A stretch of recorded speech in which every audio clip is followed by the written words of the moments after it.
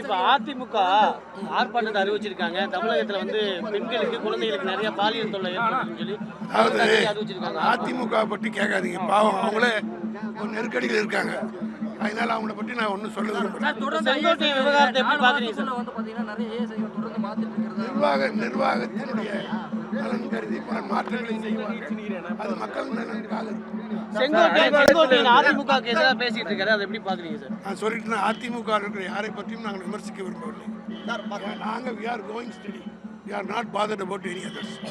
தேர்தல் விகு மோடி 10 வருஷம் முன்னாடி கொண்டு வந்தார். அதை பார்த்து காப்பி அடிக்கிறாங்க. மக்கள் மறந்த பிரதமர் மோடி கொண்டு வந்த திட்டத்தை வந்து இப்போ காப்பி அடிக்கிறாங்க. இவர் ஸ்டிக்கர் ஒட்டுற முதல்வர்கிறத அவங்க மறுபடியும் நிரூபணம் பண்ணுறாங்க. ஸ்டிக்கர் ஒட்டுறது யார் என்பது உங்களுக்கே தெரியும். ஸ்டிக்கர் யார் ஒட்டுறா?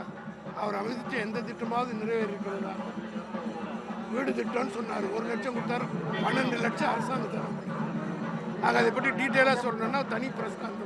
நடிகர் விஜய்க்கு தமிழகம் முழுவதும் 15-20% வாக்குகள் இருக்கிறான்னு சொல்லி அவங்க தரப்புல சொல்லப்படுது. அதை எப்படி பாக்குறீங்க? அதை பற்றி நான் தேர்தல் வியூக நிபுணர் வந்து திரு பிரசாந்த் கிஷோர் வந்து சந்திக்கிறாரு. பணியாற்றினவர் உங்களுக்கு எதிரான ஒரு நிலைப்பாடு உங்களுக்கு அவரே டெபாசிட் வாங்கல பீகார்ல. அதனால அதை பற்றி நான் ஒன்று சொல்றேன். அவரே டெபாசிட் வாங்கலையே பீகார்ல. சார், அண்ணாமலை தொடர்ந்து திமுக மீது குற்றச்சாட்டு முன்வைக்கிறார். அறிவாலயத்திலிருந்து ஒவ்வொரு செங்கலையும் கலட்டாம நான் சொன்னேன், அறிவாலயத்தில் இருக்கிற ஒரு புல்ல கூட அவரால் போட முடியாது.